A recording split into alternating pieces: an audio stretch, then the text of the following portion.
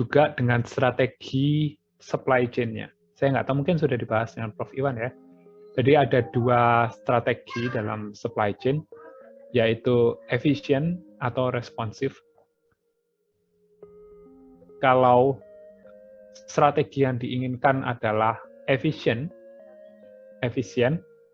artinya perusahaan berusaha seminimum cost, seminimum mungkin biaya, ingin barang itu selalu available atau lead time-nya pendek. Lead time barang itu sampai ke konsumen itu pendek atau selalu available. Nah, dua strategi itu sangat berkaitan dengan produk apa yang mau dijual.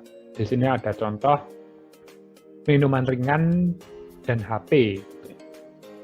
Nah, ini dari sini mungkin ada yang bisa membaca atau menganalisis kira-kira kalau barangnya adalah minuman ringan, yang cocok itu apakah strategi efisien atau responsif.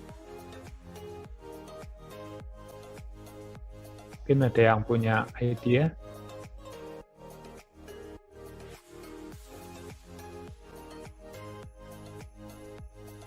Barang-barang atau produk yang biasanya ya, tidak semua, diarahkan dengan strategi efisien, itu punya kecenderungan berupa produk-produk fungsional. Produk-produk fungsional itu artinya kompetitifnya sangat intens dalam hal pricing ya. Jadi pokoknya ada barang yang lebih murah, maka itu akan laku gitu ya, paling laku gitu. Kualitas itu hampir sama, bukan jadi kualitas mungkin jadi hal nomor 2 yang dipertimbangkan konsumen karena barangnya ada di pasaran hampir sama semua kualitasnya. Jadi satu-satunya alat banding yang ada di mata konsumen adalah harga. Ya, yang paling mencolok tentu seperti bohlam lampu, apalagi ya barangnya ya garam, gula, dan lain sebagainya ya. Itu contoh-contoh barang yang sangat fungsional. Atau di sini juga minuman ringan atau teh botol lah, kita anggaplah. Teh botol itu kan banyak variannya ya. Mungkin ada orang yang sangat fanatik sama rasa tertentu dari teh botol. Tapi saya rasa mayoritas orang ya menilai rasanya sama-sama aja lah, sama-sama beda-beda sedikit. Yang penting murah ya dibeli gitu kan. Jadi untuk bahan produk-produk berupa minuman ringan ini cocoknya adalah efisien, strategi efisien. Jadi berusaha mendesain sebuah supply chain yang cost-nya itu paling rendah supaya harga produknya itu bisa ditekan serendah mungkin. Kalau di sisi sebaliknya, sisi kontras sebaliknya adalah namanya produk inovatif. Jadi produk inovatif itu kecenderungannya adalah, atau ciri khas utamanya, karakteristik utamanya adalah alat pembanding di mata konsumen itu adalah preferensi. Jadi sebenarnya tidak ada A suka yang si A suka yang ini, si B suka yang itu, terserah. Satu contoh produk yang paling ekstrim tentang produk inovatif itu parfum misalnya. Parfum kan ya tergantung ya aroma yang disukai orang per orang kan beda-beda ya. Jadi ini adalah satu contoh produk yang sangat inovatif. Biasanya produk-produk seperti ini strategi supply chain-nya adalah responsif.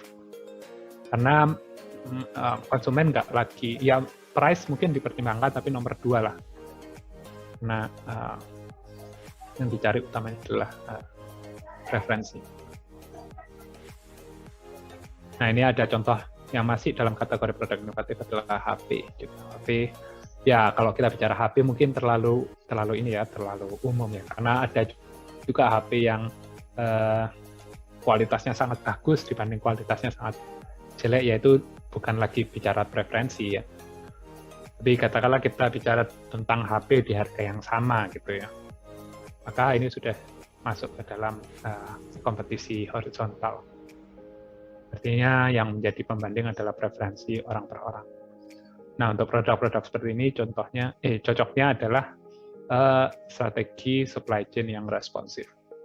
Di perusahaan berusaha sekeras mungkin agar orang kalau mau cari HP A, HP Samsung, atau HP Apple, itu ada di toko yang dituju si konsumen itu.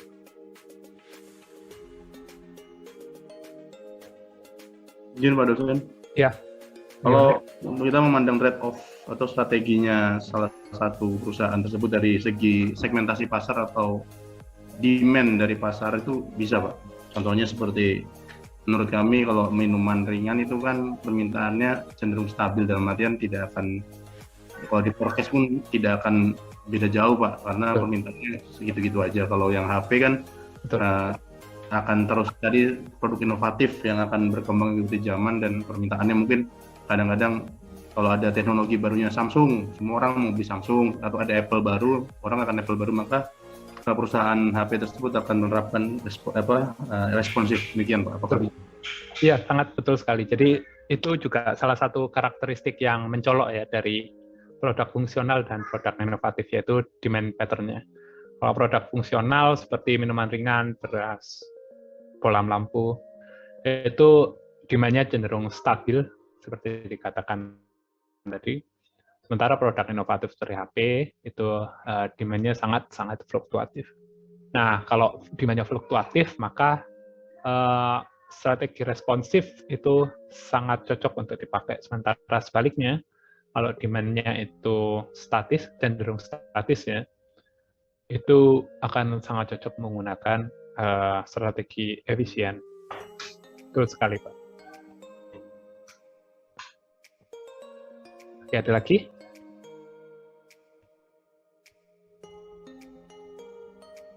Nah, bentar, saya lihat dulu strateginya sudah membahas hal yang ingin saya sampaikan.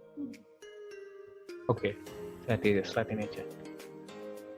Jadi ada trade-off antara strategi efisien, atau di sini dikatakan cost focus, dengan strategi responsif.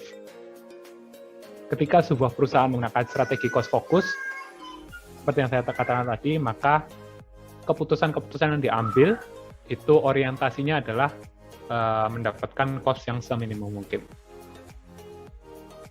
Artinya apa cost yang seminimum mungkin? Artinya perusahaan akan meminimalisir jumlah warehouse yang ada.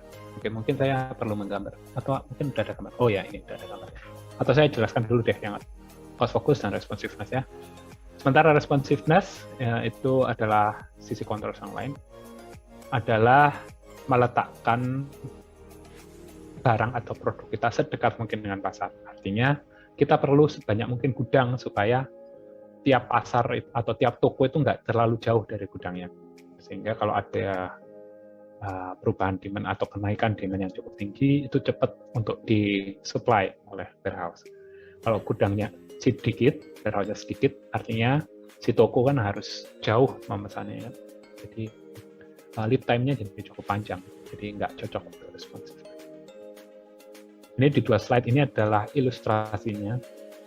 Jadi yang pertama, ini yang kotak biru, ini adalah pabriknya ya, pabriknya. Sementara yang segitiga ini adalah warehouse-nya.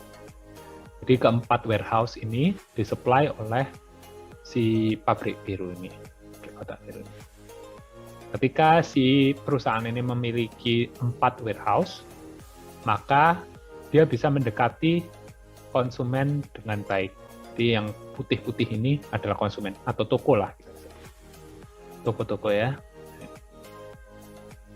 Bandingkan ketika perusahaan punya 4 warehouse dengan ketika cuma memiliki 2 warehouse. Dengan titik koordinat toko yang sama ya. Maka ini satu toko bisa sangat jauh disuplai oleh warehouse-nya. Ini cukup jauh, ini cukup jauh, ini juga ada beberapa retail yang cukup jauh dari warehouse-nya. Artinya toko-toko yang ada di sini ini akan memiliki lead time yang cukup panjang.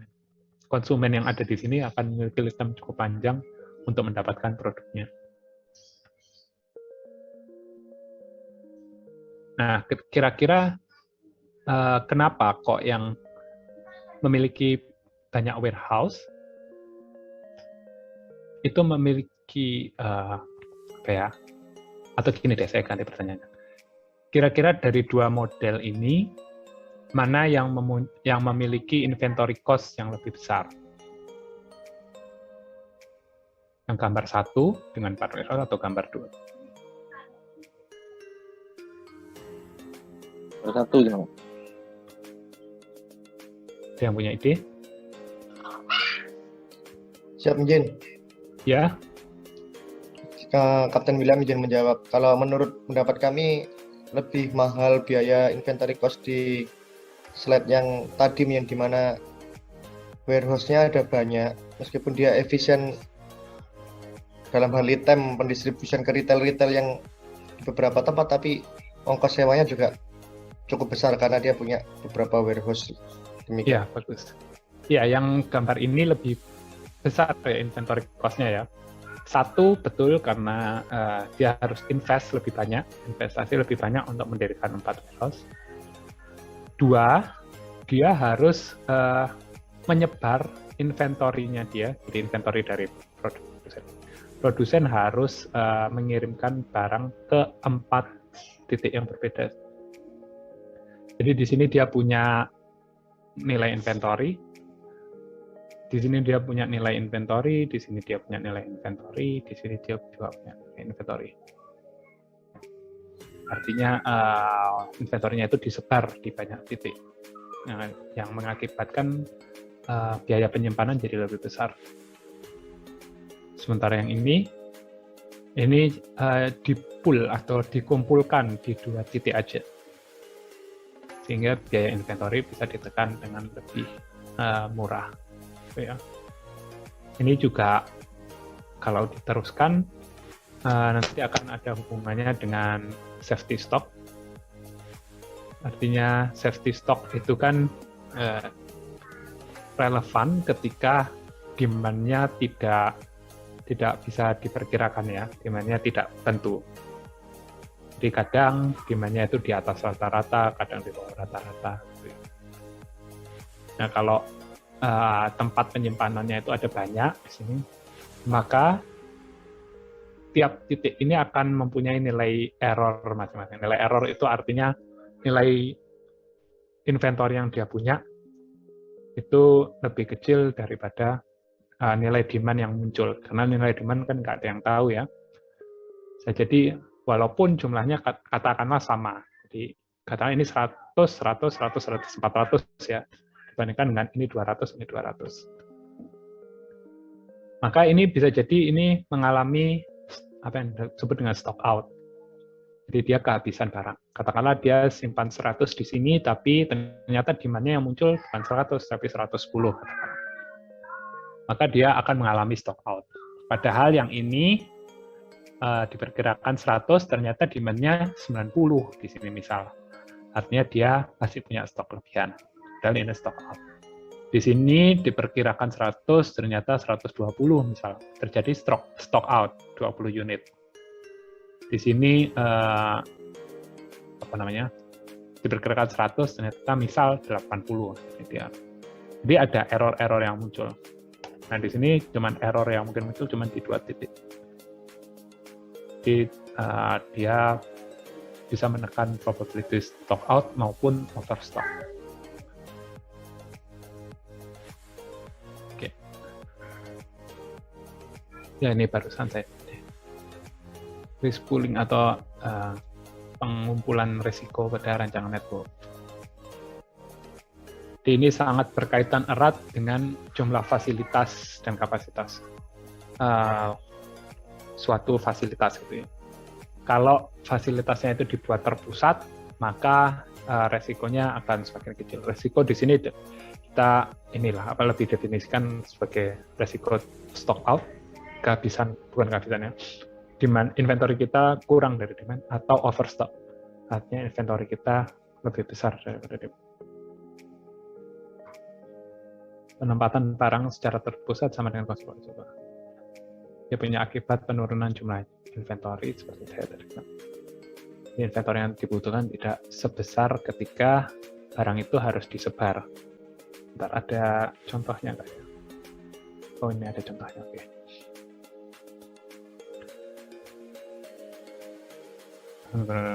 Ya, sebaliknya trade-off-nya kalau kita warehouse kita cuma punya sedikit, artinya kita akan kurang responsif terhadap kebutuhan pelanggan. Jadi itu adalah trade-off antara kita mau sangat efisien dalam mengelola inventory, artinya cost kita akan turun, tapi biayanya yang muncul adalah kita jadi kurang responsif terhadap permintaan konsumen. Nah, ini adalah ilustrasinya ya. Sebuah perusahaan memiliki jaringan distribusi untuk melayani pasar di seluruh Indonesia. Pasar Indonesia dibagi ke dalam 10 wilayah pasar. Jadi ada 10 toko di Indonesia. Kita sederhanakan saja. Saat ini semua wilayah hanya dilayani oleh satu warehouse. Waktu respons untuk melayani pelanggan rata-rata 5 hari dengan satu warehouse ya. Karena tekanan persaingan, perusahaan harus menurunkan waktu respons menjadi 1 hari atau kurang. Yang implikasinya harus ada 3 gudang minimal. Permintaan mingguan diperkirakan mengikuti distribusi normal dengan rata-rata dan standar deviasi seperti tabel 4.1 nanti saya tampilkan. Pada tabel tersebut, oke. Kita langsung ke tabel ini aja. Jadi di tabel ini kita bisa lihat kalau wilayah pasar 1 itu permintaannya distribusinya normal dengan rata-rata 5.000 dalam satuan ribuan ya. Rata-rata 5.000, standar deviasi 1.000. Sementara pasar yang kedua atau toko yang kedua rata-ratanya 10.000, standar deviasinya 3.000. Pasar ketiga permintaannya 8.000, standar deviasinya 2.000. Terus sampai ke bawah ya. Jadi ini karakteristiknya. Maka sekarang dihadapkan pada keputusan apakah tetap satu warehouse atau 3 warehouse. Jika 3 warehouse, berapa penambahan cost yang muncul dibandingkan satu warehouse. Ini adalah keterangan lanjutannya. Jadi perusahaan ingin mencapai service level 95%. Oke, kalau kita bicara tentang demand uncertainty atau ketidakpastian permintaan, maka akan muncul istilah service level ini ya. Service level ini artinya adalah berapa persen kira-kira pelanggan yang tidak experience atau tidak mengalami stock out atau tidak kehabisan, atau katakanlah sebuah toko gitu ya menjual satu produk tertentu. Kira-kira dari seluruh konsumen yang masuk ke toko tersebut, berapa persen yang pulang dengan barang yang dia inginkan, barang yang dia cari di toko itu. Itu gampangan definisinya atau pengertian dari service level. Kalau di sini ditetapkan perusahaan ingin mencapai service level 95%, artinya 95% dari keseluruhan konsumen yang datang ke toko itu pulang dengan membawa atau membeli produk yang dia cari. Sementara 5%-nya itu mengalami atau menghadapi stok. Artinya dia datang ke toko tapi barang yang dia cari nggak ada. Itu ya. Karena kita nggak tahu sebetulnya yang datang ke toko itu berapa kan, sebagai retail atau sebagai perusahaan gitu. Perusahaan nggak pernah tahu demand sebenarnya itu berapa.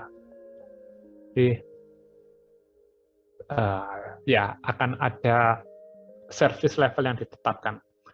Apakah service level 100% itu selalu baik untuk perusahaan? Artinya service level 100% adalah berapapun orang yang datang ke toko kita dan cari barang, digaransi orang tersebut akan pulang dengan membawa barang yang dia cari. Apakah service level 100% itu baik untuk sebuah perusahaan? Tentu jawabannya tidak ya, tidak selalu. Karena meningkatnya service level itu diiringi secara eksponensial dengan meningkatnya jumlah inventory. Ya, meningkat jumlah inventory akan seiring dengan meningkatnya biaya inventory. Jadi kalau semakin tinggi service level yang ditetapkan, maka biaya inventory-nya akan semakin besar. Tapi ya positifnya adalah demand-nya semua terpenuhi, revenue-nya maksimal. Sebaliknya, kalau service levelnya diturunkan, maka biaya inventory-nya turun, namun revenue-nya didapat atau ya income-nya nggak maksimal. Jadi perusahaan akan selalu ya punya tugas untuk menetapkan service level tertentu. Oke. Jadi di sini perusahaan ingin mencapai service level 95%. Pada saat ini, satu gudang yang beroperasi adalah gudang yang cukup besar dengan biaya investasi dan operasional tahunan sebesar 1,5 miliar rupiah. Jadi saat ini cuma punya satu gudang ya, ingat. Setelah dipecah menjadi 3 gudang, ukuran masing-masing akan lebih kecil dengan biaya investasi dan operasional sebesar 700 juta rupiah per tahun. Harga satu unit barang adalah Rp40.000. Dengan 3 gudang, alokasinya adalah seperti berikut. Oke. Gudang 1 akan melayani area pasar 123, gudang 2 melayani pasar 4567, gudang 3 melayani pasar 8910. Dan lead time untuk pengiriman dari pabrik ke gudang diasumsikan konstan 2 minggu untuk semua gudang. Jadi kalau perusahaan menggunakan 1 atau 3 gudang, oke. Kemudian tugas kita adalah membuat perbandingan kondisi existing ketika perusahaan memiliki 1 gudang dan kondisi yang dipropose ya, diajukan, mana perusahaan memiliki 3 gudang. Kita akan menghitung biaya investasi dan operasional dan menghitung berapa safety stock yang diperlukan, dan terakhir biaya simpan tahunan untuk safety stock. Nggak ada pembahasannya ini.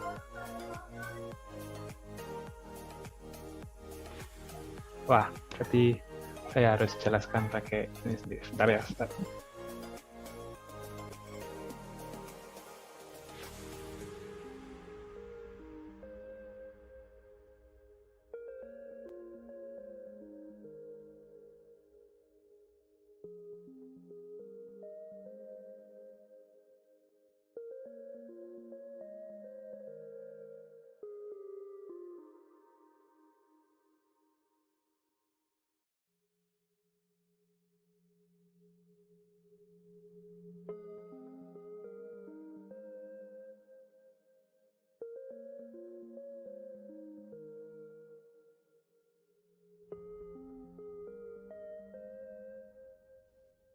Ya, jadi saya harus sambil bolak-balik. Ternyata nggak ada ya, maaf ya, saya nggak nyiapkan PPT sendiri. Oke. Biaya investasi dan operasional, ini mungkin yang paling mudah ya. Jadi ketika kita cuma punya 1 gudang, maka biaya investasinya ya sebesar 1,5 miliar rupiah itu aja. Tapi sementara kalau kita punya 3 gudang, maka biaya investasinya adalah 700 juta dikalikan 3, yaitu 2,1 miliar. Kemudian kita menghitung safety stock. Oke, ini mungkin yang lebih penting. Pertama, untuk 1 gudang terlebih dahulu. Oh, saya harus menunjukkan ini dulu ya. Sebentar, saya stop share dulu.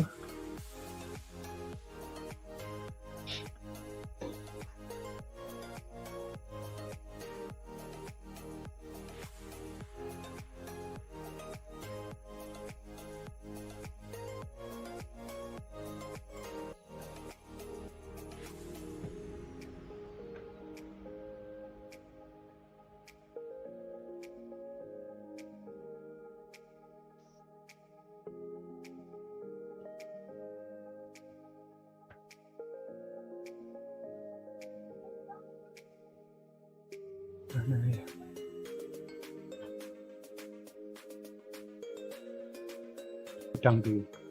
Jadi cara untuk itu belum saya share screen.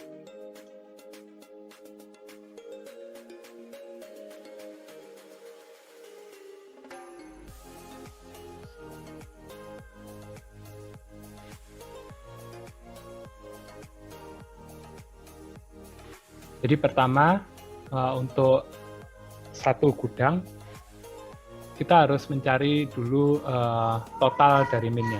Jadi rata-rata baru dan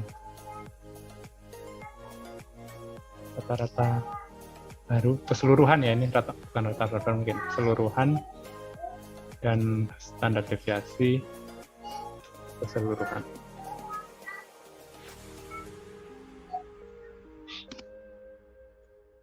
Kemudian setelah kita atau kita balik dulu ke contohnya. Oke. Jadi untuk mencari rata-rata baru secara keseluruhan, simple untuk rata-rata itu tinggal dijumlahkan saja rata-ratanya. Jadi 5 tambah 10 tambah 8 tambah 6 terus sampai 8. Ini saya lihat di buku nilainya adalah 77.000. Nah, yang rumit itu adalah menghitung standar deviasi yang baru. Jadi ini untuk standar deviasi itu cara menghitungnya tidak sesimpel rata-rata yang baru.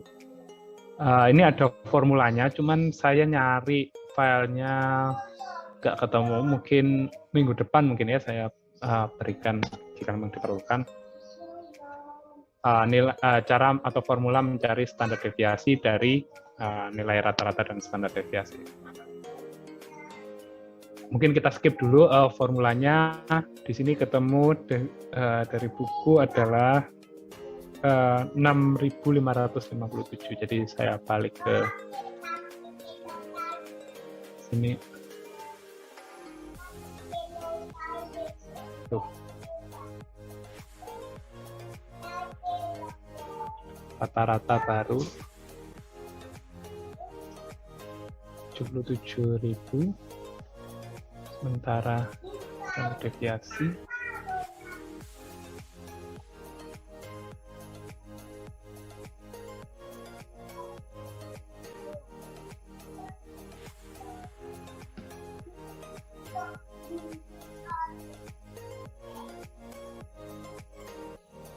$6.557.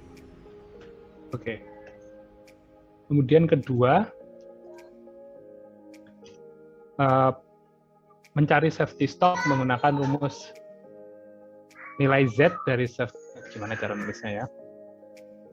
Nilai Z dari service level dikalikan dengan akar dari standar deviasi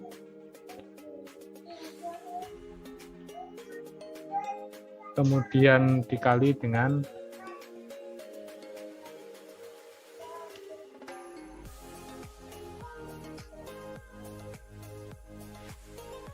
sorry, ini bukan akar dari lead time kali dengan standar deviasi.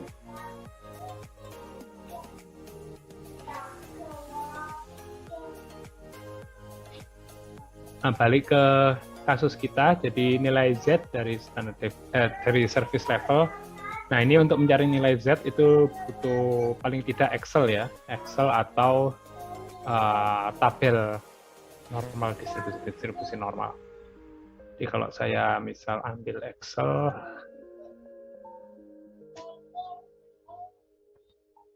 saya coba buka Excel untuk mengilustrasikan.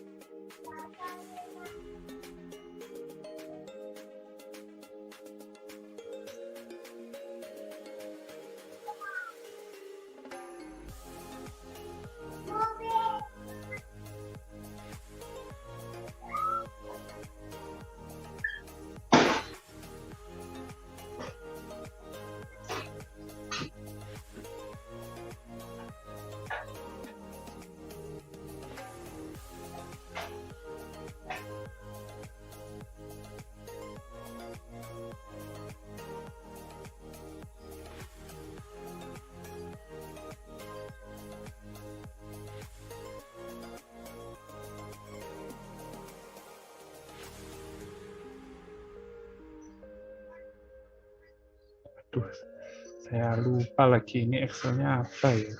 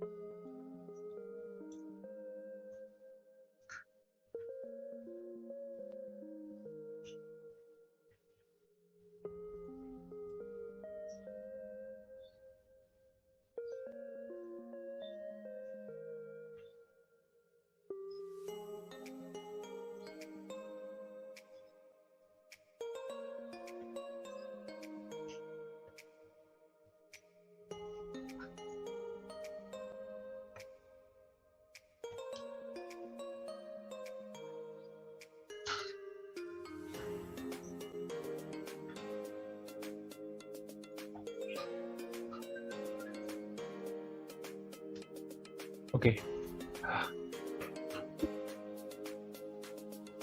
Ternyata pakai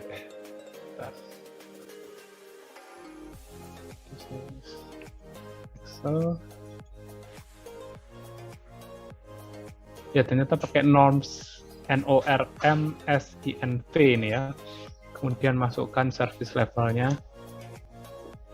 dan dapat angka nilai Z-nya dari 0,95 ini. Jadi kita nggak butuh tabel normal distribution. Ya, saya tadi ingat-ingat apa ya rumusnya ini, kok lupa banget. Harus coba-coba, maaf ya. Kemudian masukkan tadi rumusnya adalah ini, nilai Z. Kemudian dikalikan dengan square root atau akar dari lead time. Jadi lead time-nya tadi adalah 2 minggu, berarti akar dari 2. Kemudian dikalikan dengan standar deviasinya ya. Tadi ketemu standar deviasinya 6557. Maka jumlah service stock-nya adalah ini ya 15.252. Betul ya? Ya, betul. Oke, kira-kira begitu. Ini untuk yang satu warehouse. Nah, sekarang gimana cara menghitung yang 3 warehouse? Sebetulnya langkahnya semuanya sama. Jadi sebentar saya balikkan dulu ke Excel. Kok Excel? PowerPoint. Jadi kita hitung untuk ketiga gudang yang mau kita bangun ya. Jadi gudang 1 rata-ratanya berapa ini ya, 5, 10, 8 karena dia supply untuk 3 pasar 5, 10, 8. Dan ini masukkan standar deviasinya, nanti saya masih utang ya cara formula untuk menghitung standar deviasi dari rata-rata dan standar deviasi. Kemudian hitung yang gudang 2 dan gudang 3. Kalian, Bapak sekalian, hitung safety stoknya untuk total ketiga gudang itu. Ini saya langsung loncat saja. Jadi kalau dari buku itu sudah dihitung. Ini lanjutin ya tadi ya.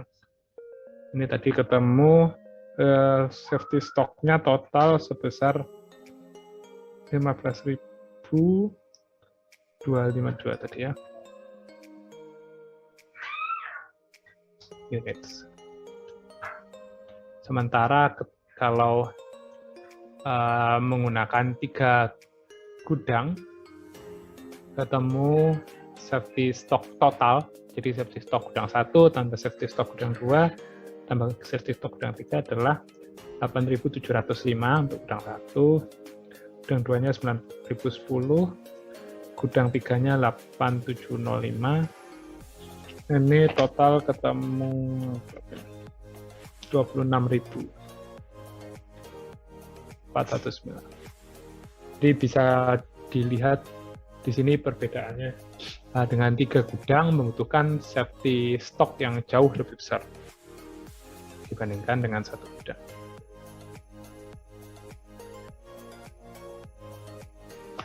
Jadi itu mungkin minggu depan saya tunjukkan cara menghitung standar deviasinya aja yang masih kurang. Rasanya ini sudah cukup.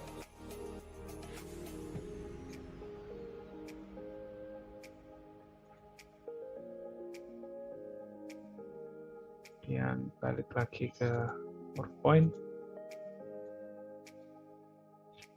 Ya, kemudian menghitung lokasi dari rancangan atau sebuah fasilitas dalam rancangan network. Kalau fasilitas yang mau dibangun itu cuma 1, maka bisa pakai 3 metode ini, salah satu saja. Nanti kita akan belajar center of gravity. Kemudian kalau fasilitasnya lebih dari 1, bisa pakai multiple gravity, mixed integer simulation atau heuristic. Kemudian ya kalau kita mempertimbangkan kapasitas dari fasilitas, maka kita bisa pakai ini ya, yang keempat. Tapi untuk course ini mungkin saya cuma fokus di center of gravity saja ya. Sementara yang multi facility dan location model rasanya tidak untuk course ini. Ya, ini gravity location models ketika jumlah fasilitasnya cuma 1. Ya, jadi misalnya kita butuh sebuah fasilitas untuk mengcover atau mensuplai 4 toko atau 4 area toko, atau ya 4 atau 5 area toko gitu ya. Maka sebaiknya satu warehouse itu, satu fasilitas itu harus kita letakkan di mana, di koordinat yang mana. Oke. Di metode gravity location models ini mempertimbangkan jarak terbobot. Karena setiap retail atau setiap toko mungkin demand-nya berbeda-beda ya. Ada satu retail yang demand-nya sangat besar. Ada retail lain yang demand-nya sangat kecil. Itu kalau kita menyamaratakan terus kita ambil aja titik tengahnya, itu jelas tidak optimal. Karena sebaiknya seharusnya kita harus mendekati toko yang punya demand lebih besar, karena biaya transportnya akan lebih tinggi dibandingkan transport untuk toko yang demand-nya kecil. Jadi bayangkan aja kalian harus, atau Bapak ya, mengirimkan sebuah truk bermuatan penuh ke jarak yang cukup jauh. Itu tentu akan lebih membutuhkan biaya lebih besar dibandingkan dengan mengirim katakanlah kita tidak perlu truk, misal dengan moda transportasi yang lebih kecil untuk mengirim demand yang kecil ke toko yang jauh. Apa saja yang perlu dikumpulkan, data apa saja yang kita perlukan untuk melakukan perhitungan gravity location models? Yang pertama adalah koordinat dari setiap retail, katakanlah kalau kita mau membangun warehouse misalnya. Setiap retail yang mau kita support dari warehouse yang ingin kita bangun. Kemudian CN ini adalah biaya mengirimkan barang, 1 unit barang per kilometer atau per satuan jarak dari gudang kita ke location dari toko. Jadi jarak, biaya per satuan jarak, satuan volume seharusnya. Kemudian demand atau bobot dari setiap toko, demand dari setiap toko. Dan terakhir tentu saja yang kita cari nanti adalah jarak dari fasilitas kita ke toko-toko yang ada. Ya, ini adalah rumus menghitung jarak yang simpel ya. Jadi misal ya ada koordinat kartesius. Katakanlah saya punya titik 1 di sini. Ini katakanlah di 1,1, X1 dan Y1, dan titik sini katakanlah. Base, oke.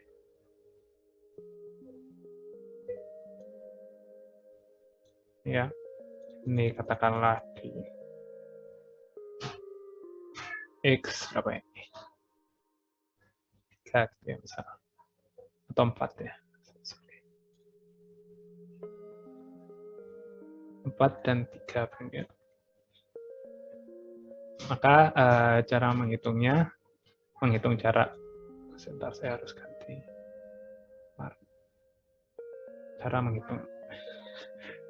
Lurus ya.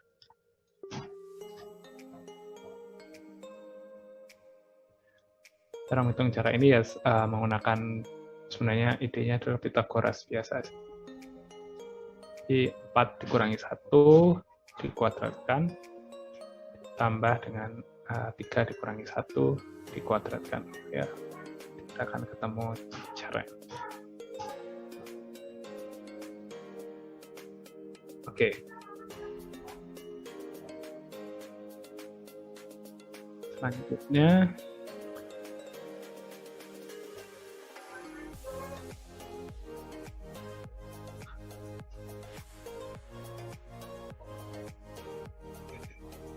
ke supply and market point dan total cost.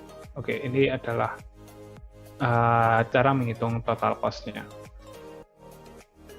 Jadi sigma jarak dikali volume demand-nya dikali biaya transportasinya. Dijumlahkan untuk semua retail sebanyak K ini. Jadi kalau retailnya ada 3, berarti ya jaraknya retail 1 dikali demand-nya retail 1 dikali transportation cost-nya ditambah jarak dari facility ke retail 2 tambah volume-nya atau demand-nya tambah kali volume demand-nya dikali biayanya dan seterusnya. Sekarang algoritmanya, gimana cara melakukan perhitungannya? Pertama adalah tentukan, jadi ini prosesnya iteratif Bapak-Bapak. Harus dilakukan beberapa kali sampai mendapatkan nilai yang cukup bagus, cukup optimal. Langkah pertama adalah tentukan initial point-nya, lokasi inisial dari pabriknya. Bisa angka berapa saja sesukanya Bapak Ibu sebetulnya, sesukanya Bapak-Bapak sebetulnya. Paling gampang ya nilai inisialnya adalah 0 ya. Jadi di sini X-nya itu 0, Y-nya 0. Sebentar, saya biasanya gambar lagi aja. Ini mungkin ini ada beberapa titik retail katakanlah di sini. Sini gini ya. Nah, langkah pertama adalah tentukan lokasi awalnya dulu, inisialnya. Kalau lokasi inisialnya 0,0 berarti kan di sini ya. Kira-kira estimasi kita di sini. Tentu ini sebenarnya masih jauh kan. Pasti jarak yang optimal adalah di antara ketiga demand retail ini yang optimal.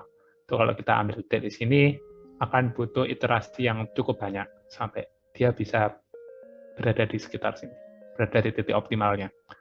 Kalau Bapak-Ibu mau ambil singkatnya, mungkin ambil titik koordinat yang ada di tengah-tengah ini, terserah Bapak. Saya ilustrasikan di sini cuman supaya mudah saja ya, jadi saya ambil 0,0 katakanlah. Jadi ini kan ada koordinatnya ya Bapak. Sini ada koordinatnya, misal 2 dan 3. Di sini ada koordinatnya, misal 6 dan 4. Misal. Di sini ada koordinatnya juga, misal 5 dan 2. Masing-masing retail punya koordinatnya masing-masing. Nah, langkah pertama adalah menghitung masing-masing jarak dari inisial lokasi yang kita sudah tentukan. Misal di sini 0,0 berarti kita menghitung masing-masing jaraknya ini. Mungkin saya ganti warna biru. Ini ya jarak 1, jarak 2, jarak. Oke. Angka kedua adalah kembali ke rumusnya. Wah, gambar saya hilang berarti. Menghitung ini Bapak-Bapak. Jadi membuat kolom Excel yang isinya adalah DN volume dikali JN cost-nya, cost per satuan kilo per satuan berat dikali XN. XN itu adalah apa itu namanya? Lokasi X, aksis X dari retail tertentu, salah satu retail yang mau dibahas. Jadi kurang lebih membuat Excel seperti ini, Bapak. Bentar saya change lagi di Excel. Di yang pertama adalah lokasi X dari retail, kemudian YN-nya, kemudian mungkin di sini adalah DN, jaraknya ya. Kemudian tadi di sini adalah apa tadi? Rumusnya saya sendiri nggak hafal sebetulnya. Bentar saya lihat di buku aja biar nggak bolak balik ya.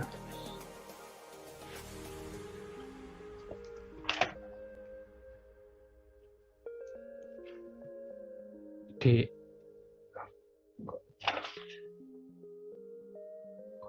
rumusnya apa hurufnya nggak sama sih. DN JN XN per D.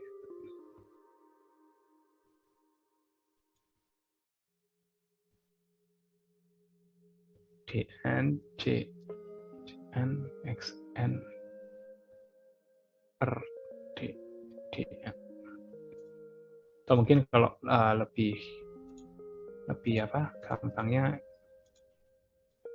ini ditulis saja sekalian DN-nya, JN-nya. Jadi tinggal masukkan ini. Misal ini saya ambillah retail 1 gitu ya. Retail 1 posisinya tadi ada di misal katakanlah koordinat X2 dan koordinat Y5.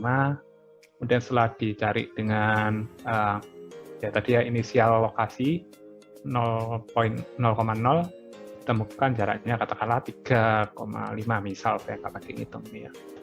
Kemudian volumenya yang harus dikirim katakanlah 100 unit.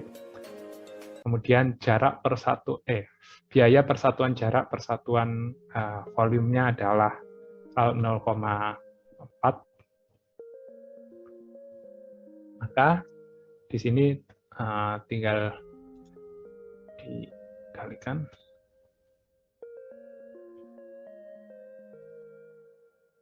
XN.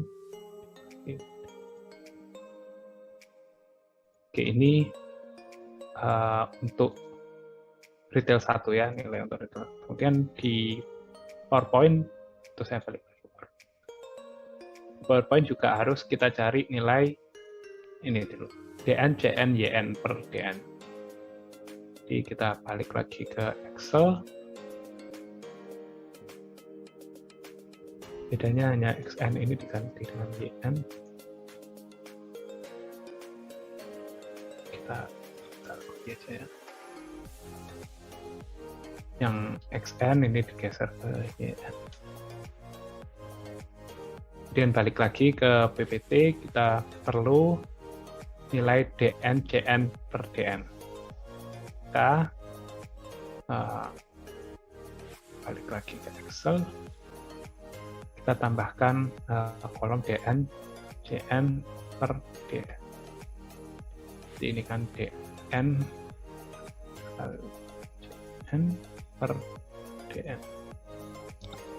Nah, ini baru untuk retail 1.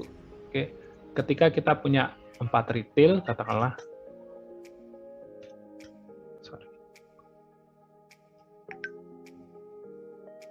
maka kita harus melengkapi kolom ini. Ini kan diketahui ya Bapak ya. Jadi saya karang aja angkanya.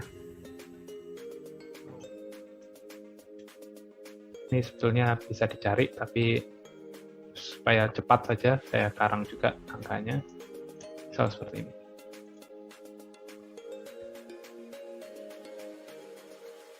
Kemudian ini juga seharusnya ada angkanya ya, diketahui lah angkanya. Katakanlah CN-nya sama semua.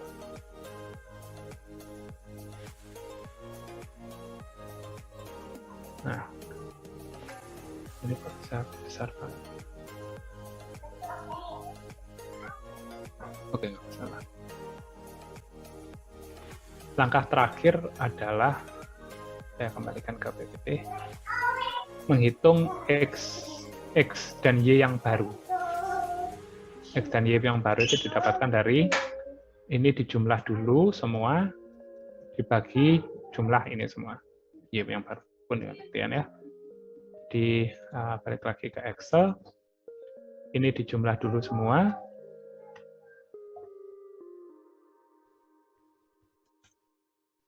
Ntar saya coba semua. Ini ya, ini jadi penjumlahan ini dan seterusnya. Kemudian kita bagi nilainya. Jadi kalau X yang baru adalah ini dibagi ini. Sementara Y yang baru adalah ini dibagi. Nah, ini kita sudah ketemu nilai fasilitas yang di iterasi yang pertama. Jadi ketika diketahui data seperti ini, maka untuk iterasi pertama kita harus meletakkan ya. Hasil dari iterasi pertama adalah fasilitas kita di X 4,119 dan Y 2,609. Nah, apakah ini sudah selesai sampai di sini? Jawabannya tidak, Bapak-Bapak. Jadi ingat tadi kita menggunakan inisial lokasi di 0,0. Kita harus mengulang langkah yang tadi sama persis, tapi dengan inisial lokasi yang baru yaitu 4,11 dan 2,609 ini. Jadi yang tadi 0,0 angkanya diganti 0,0 itu diganti 4,119 dan 2,6093144. Jadi nanti sama persis seperti ini. Yang berubah adalah nilai DN-nya ini ya.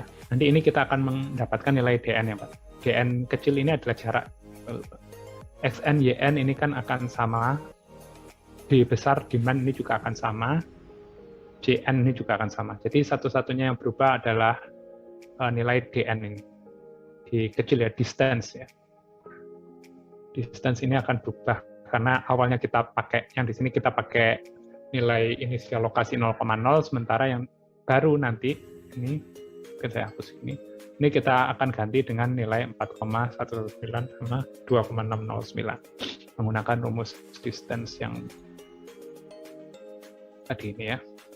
Ini tinggal diganti kalau tadi 0,0, X-nya 0, Y-nya 0, diganti X-nya dari 2,11 sama 4, sekian.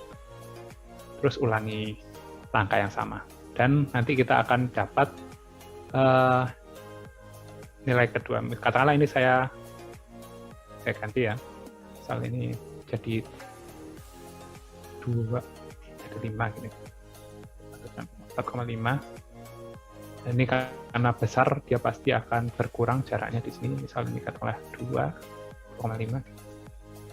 Ini misal jadi misal sama, ini misal jadi lebih kecil dari 0, nah, ini akan sedikit bergeser angkanya yang baru ya. Ini yang awalnya 4,119 menjadi 4,119 untuk koordinat X-nya menjadi 4,442. Sementara koordinat Y-nya yang awalnya 2,609 menjadi 2,286. Nah, ini kan ada pergeseran ya. Pertanyaannya kemudian adalah kapan kita harus berhenti? Karena sebetulnya ini masih bisa aja kita teruskan kan. Kita mengganti koordinat fasilitas yang baru, yang awalnya sekian, menjadi sekian. Kita buat iterasi selanjutnya, katakanlah. Dengan otomatis nilai distance-nya akan berubah, karena nilai awalnya ini berubah, nilai awalnya. Nah, kapan kita akan berhenti? Kita akan berhenti ketika iterasi selanjutnya itu nilainya nggak jauh berbeda dari iterasi yang awal. Katakanlah ini semakin mendekati optimal ya, saya ganti jadi 4,4, ini 2,4, ini mungkin 2,1, 0,6. Atau ini 0, supaya lebih, ya, misal gini ya. Ini kan sudah cukup mirip ya, ini 4,44 sekian, 4,44 sekian, 2,28, ini 2,27, ya udah hampir sama lah angkanya. Ketika angkanya ini udah hampir sama, maka kita berhenti. Jadi semakin banyak iterasi yang dilakukan, selisih hasil antara iterasi sebelumnya dan iterasi yang terbaru itu akan semakin kecil selisihnya. Jadi kalau iterasinya sampai dilakukan katakan sampai 10 kali atau 100 kali gitu, itu selisihnya dengan iterasi sebelumnya jawabannya itu akan sangat kecil. Bahkan mungkin, ya nggak mungkin sama sebetulnya, nggak mungkin betul-betul sama, tapi koma-komanya itu akan sangat mirip gitu ya, sangat mepet selisih. Maka kalau sudah dirasa cukup mirip gitu ya hasilnya antara iterasi sebelumnya dengan iterasi yang terbaru, maka kita akan berhenti. Tidak diperlukan iterasi berikutnya. Jawabannya Anda bisa dapatkan. Itu untuk gravity location. Kemudian, ya mungkin ini bisa digunakan untuk berlatih, Bapak-Bapak. Ini ada relevan datanya juga. Ini sepertinya DN yang ada di sini, ini adalah jarak ketika initial location-nya ditaruh di 0,0. Mungkin kalau Bapak-Bapak mau berlatih bisa membuktikan hasil perhitungan ini. Atau mungkin ketika sudah mulai fasih gitu ya, mungkin bisa set angka inisial lokasinya nggak di 0,0 katakanlah. Kalau kita ambil kasus ini, ini masih di Excel ya? Sorry. Jadi ini ada contoh soal untuk berlatih. Diketahui ada 6 fasilitas dengan koordinatnya masing-masing. Kemudian di sini ada tabelnya, relevan datanya. Ada yang terpenting ada, ya selain tadi ada koordinat, ada demand, dan ada biaya transportnya. Per unit, per satuan volume. Per satuan unit, per satuan volume. Nah, ini di distance yang ini, yang ada di dalam tabel ini, adalah ketika menempatkan inisial lokasi fasilitas di 0,0. Jadi kalau 0,0, jarak lokasi fasilitas yang pertama, di iterasi yang 0, iterasi ke 0, maka jarak 5,1 yang ini ya, jarak retail yang ini ke fasilitas yang baru itu adalah 5,1 unit distance, unit jarak, dan seterusnya. Mungkin kalau Bapak Ibu mau coba-coba gitu ya, mungkin bisa jarak inisial lokasi pabriknya tidak dibuat di 0,0, tapi mungkin bisa di tengah-tengahnya sini mungkin. Jadi lebih cepat gitu ya, mencapai titik optimal. Jadi nggak usah iterasi banyak-banyak. Ambillah titik terserah, misal katakanlah di 8,6, di sini ya 8,6. Kemudian hitung seperti yang tadi.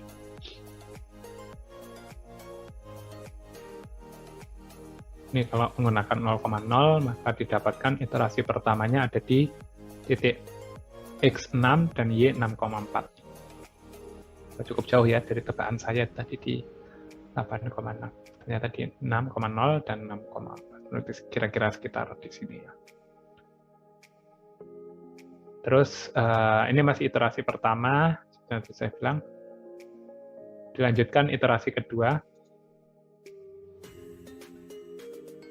dengan jarak yang baru ya. Diperhatikan di sini distance-nya berubah. Jadi ini awalnya 5,1, 7,2, 14,4. Sekarang jadi 5,5, 2,0, 5,9. Sebenarnya berubah karena lokasi pabriknya berubah. Initial location-nya berubah. Dari yang 0,0 menjadi 6,6 dan 6,4. 6,6,4. Hasilnya berubah. Dari hasil iterasi kedua didapatkan hasil 5,4 sama 6,9. Jadi masih bedanya masih cukup jauh ya antara 6 sama 6,0, 6,4 jadi 5,4, 6,9 masih jauh. Sehingga perlu iterasi ketiga. Iterasi ketiga hasilnya 5,1 sama 6,9. Nah ini udah mulai mendekati ya. 5,1, 6,9. Awalnya 5,4, 6,9. Dilakukan iterasi lagi keempat. Ketemu hasilnya ternyata mirip 5,1, 6,9. Ini cuma beda koma-koma di belakangnya aja. Artinya di sini kita sudah bisa stop. Kita simpulkan lokasinya pabrik yang optimal ada di X 5,1 dan Y 6,9. Jadi balik ke gambarnya tadi, kira-kira lokasi yang optimal ada di sini. Itu ya, Pak. Ini kenapa kok lokasinya jauh banget sama retail sini? Ini bisa diramal atau bisa ditebak kalau retail yang ini bobotnya ringan atau demand-nya kecil ya. Demand-nya kecil. Dua. Ini dekat dengan ini berarti demand-nya cukup besar.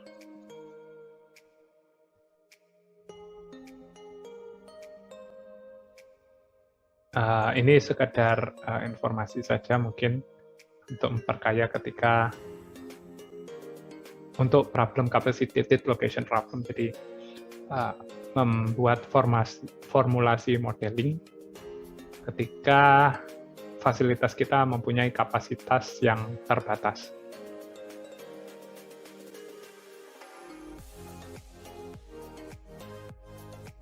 Rasanya ini saya lanjut dulu karena waktunya udah mau habis juga. Bentar, saya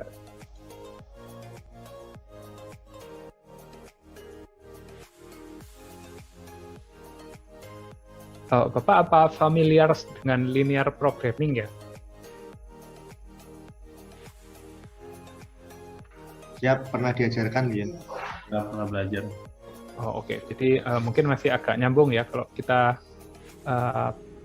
bahas formulasi optimisasi seperti ini masih familiar lah ya, nggak terlalu asing. Oke, baik. Ini kalau kita berbicara tentang capacitated location problem, problemnya adalah kita mempunyai satu set market area, katakanlah seperti ini. Ada lebih dari satu market area dan lebih dari satu factory atau warehouse. Dan tugas kita adalah menentukan pabrik mana menyuplai toko yang mana.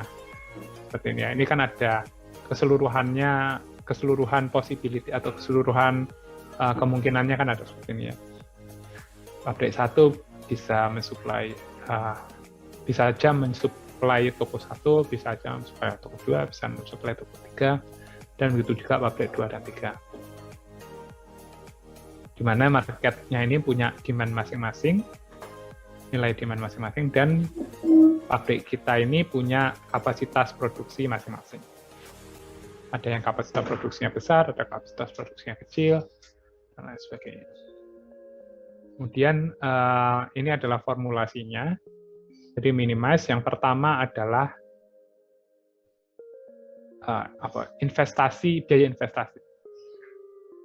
biaya investasi ya. Di sini FI itu harusnya adalah annual fixed cost. Jadi fixed cost itu ya fixed cost investasi sama aja. Untuk pabrik I. Jadi kalau pabrik I itu mensuplai barang ke salah satu market dari sini, maka dia harus dikenai biaya fixed cost. Jadi seandainya pabrik satu itu melayani atau mensuplai retail 1 dan 2 misal. Pabrik 1 mensuplai retail 1 dan 2. Sementara pabrik 2 mensuplai retail 3. Maka di sini factory 3 atau pabrik 3 nggak mensuplai kemana-mana kan. Artinya dia nggak perlu berproduksi. Di situ dia nggak perlu mengeluarkan fixed cost. Jadi itu adalah fixed cost FI. YI ini adalah binary variable, akan bernilai 1 ketika sebuah pabrik melayani paling tidak 1 retail, dan akan bernilai 0 ketika pabrik I itu tidak melayani retail manapun. Jadi ini yang kiri, yang pertama. Ini adalah biaya tetap fixed cost-nya. Dan yang kedua ini adalah biaya variabelnya. CIJ itu cost untuk mengirimkan barang dari factory I, pabrik I ke retail J. Sementara XIJ ini adalah keputusannya ya, atau demand-nya, berapa banyak yang harus dikirim. Ya, the amount shipped from factory I to market J. Dan CIJ itu adalah cost of producing and delivering 1 unit of product from factory I to demand area J. Jadi jadi penyusunnya ada fixed cost, ada variable cost. Variable cost ini tergantung berapa banyak yang mau dikirim. Kemudian ini ada constraint-nya, batasannya, yaitu sigma XIJ, sigma I XIJ harus sama dengan DG. Artinya apa? Constraint yang ini artinya produksi dan delivery, produksi dan pengiriman yang dilakukan dari jumlah atau keseluruhan factory yang ada harus sama dengan nilai demand yang ada, total nilai demand yang ada. Jadi kalau di retail J itu demand-nya 1000, maka jumlah pengiriman dari 3 factory tersebut ke retail J itu harus 1000 unit juga. Tarik ke sini ya, misal. Ini yang pertama ya, misal retail 1 ini. Ini jumlah demand-nya, jumlah permintaannya 1000 unit katakanlah. Ini kan bisa ngirim beberapa, bisa ngirim beberapa, bisa beberapa. Pengiriman yang dikirimkan oleh factory 1, 2, 3 ke retail J, ini harus sejumlah demand-nya retail J itu. Jadi misal, factory 1 mengirim 500 unit, factory 2 mengirimkan 200 unit, factory 3 mengirimkan 300 unit, nggak apa-apa, boleh ya. Jumlahnya harus 1000. Yang nggak boleh adalah misal factory 1 500, factory 2 200, factory 3 0. Kan ini 700 ya di jumlah, kan nggak sama dengan 1000. Itu yang nggak boleh ya. Begitu juga dengan retail yang lain, retail 2, retail 3. Kemudian constraint berikutnya adalah sigma J XIJ harus kurang dari KI. Jadi KI ini adalah bilangan yang cukup besar. Ini tujuannya apa di sini? Tujuannya memastikan kalau ada pengiriman yang dilakukan oleh masing-masing ini, maka nilai Y-nya harus 1 ya. Karena kalau ini 0, ini KI ini bisa dibayangkan nilai yang sangat besar gitu ya. Ya apa istilah? Capacity of it. Oh, sorry, saya salah tadi. Oke, sorry. Yang nomor 2 ini memastikan kalau pengiriman yang dilakukan oleh factory I itu tidak boleh lebih besar daripada kapasitasnya ketika dia melakukan pengiriman. Misal, factory 1 kapasitasnya adalah 1000 unit. Ya, 1000 unit ya. Retail 1 demand-nya 500, retail 2 demand-nya 500, retail 3 500 gitulah ya gampangannya. Nah, ini nggak boleh nih ngirim 500 ke sini, 500 ke sini, 500 ke sini. Nah, totalnya kan akan jadi 1500 ya. Si constraint yang nomor 2 ini memastikan kalau dia cuma punya kapasitas 1000, maka ketika dijumlah pengirimannya ke semua retail yang ada, dia nggak boleh lebih dari 1000. Kemudian ini XIJ harus lebih besar 0 dan I adalah binary.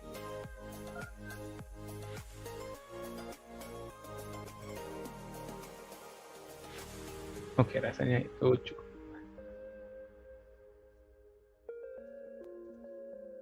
Ini ada problem, Bapak-Bapak kalau menyelesaikan atau familiar dengan penggunaan software optimisasi seperti Lingo gitu, bisa nggak ya?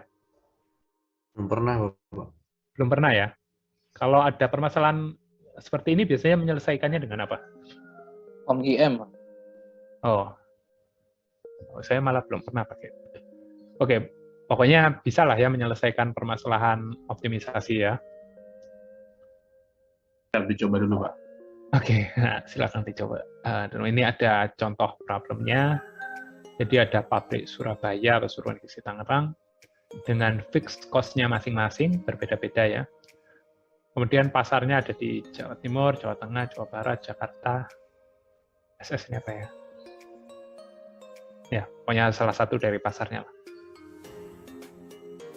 Kemudian masing-masing pabrik punya kapasitasnya sendiri. Surabaya kapasitasnya 5.000, Pasuruan 3.200, Gresik 4.000, dan Tangerang 4.000. Begitupun pasar juga punya nilai demand yang berbeda-beda ya. Ada yang besar seperti Jakarta, demand-nya besar.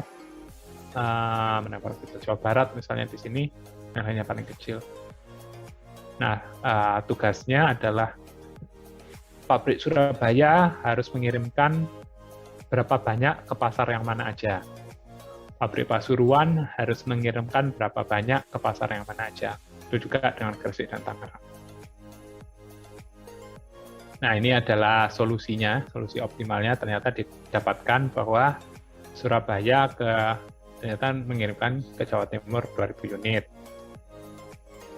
Jawa Timur pas ya, 2.000 unit semua berarti disupport sama Surabaya. Pasar Jawa Tengah 1.800 unit full disupport semua oleh Gresik. Pasar Jawa Barat full disupport semua oleh Tangerang. Pasar Jakarta disupport oleh Gresik dan Tangerang. Masing-masing Gresik menyupport 2.200 dan Tangerang 800. Sementara SS ini disupport oleh Tangerang full 1.700 unit. Oke.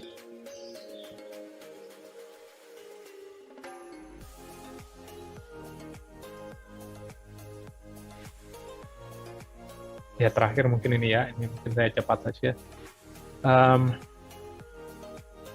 Ya, ini kalau masalahnya diperbesar lagi ya. Sekarang nggak cuma factory ke market area, tapi di tengah-tengahnya ada warehouse. Sebenarnya problemnya sama. Jadi factory I itu harus kirim ke warehouse yang mana harus mengirimkan ke market area yang mana. Sebenarnya problemnya sama aja. Sebenarnya problem yang ini dipanjangin jadi ini gitu gambarannya. Di sini ada beberapa tambahan ya, karena kita berbicara tentang 3 entitas, factory, warehouse, dan market area, I, W, dan J. Maka ininya juga bertambah ya. Yang pertama ini adalah fixed cost untuk pabriknya, I. Ini adalah fixed cost untuk warehouse, W. Ini adalah variable cost pengiriman dari factory ke warehouse. Ini adalah variable cost pengiriman dari warehouse ke retail. Sama persis seperti yang tadi, cuman ketambahan ini yang di tengah-tengah ini ya. Ini juga sama persis dari yang tadi, bedanya yang kiri ini adalah warehouse, bukan lagi factory ya, karena yang mensupport market adalah warehouse sekarang, bukan factory. Jadi jumlah pengiriman dari warehouse ke sebuah retail itu harus sama dengan demand dari retail tersebut.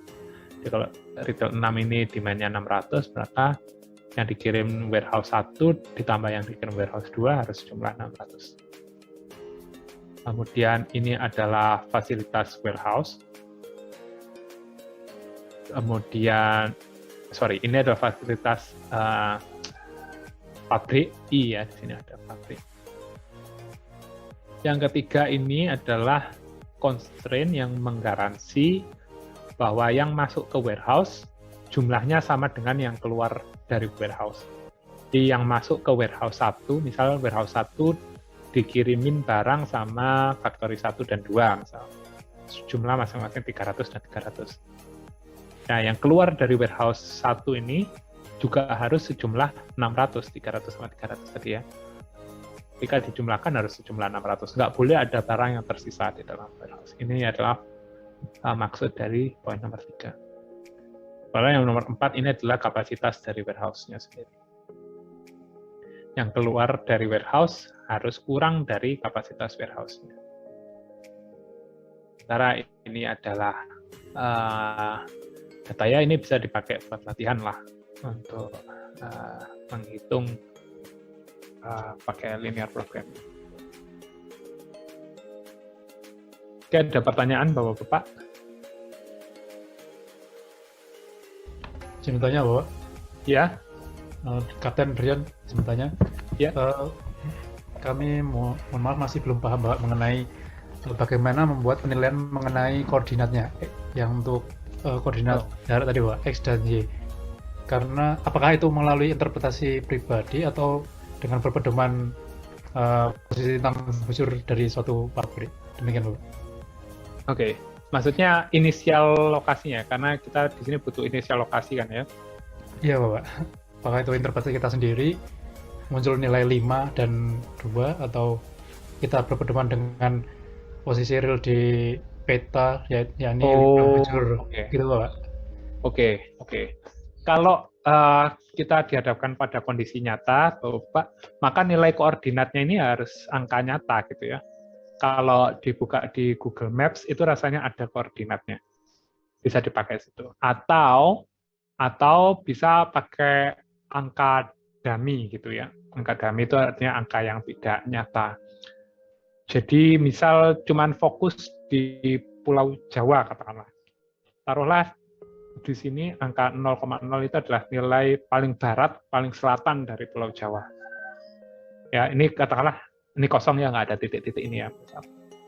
Kemudian Bapak gambar secara real ya dengan skala yang betul Pulau Jawa gitu.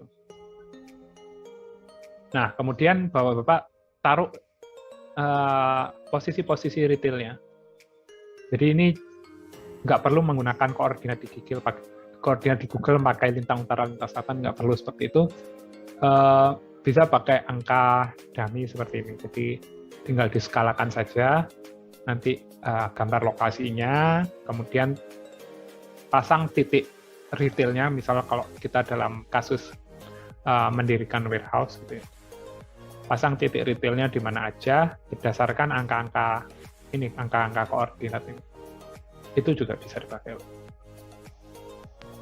Baik Bapak, terima kasih. Ada lagi mungkin yang mau ditanyakan?